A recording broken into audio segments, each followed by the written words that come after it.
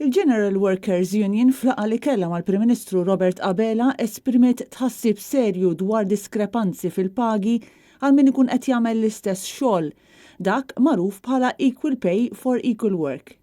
Joseph Buġeja, Segretarju Ġenerali tal-General Workers Union, qal li differenza fil-pagi huwa fenomenu li qed iweġġa' lil ħafna nies li qed iħossuhom abbużati u diskriminati.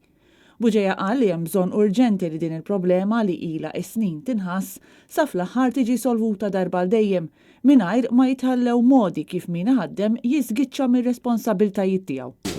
U mhux nippruvaw nsibu loopholes biex ma nibdewx jirrixxux mal-liġi tax-xogħol. Il-General Workers Union saħqet ukoll dwar il-bżonn li titħaddem sistema fejn it-tesserament f'union isir obbligatorju għal kull ħaddiem.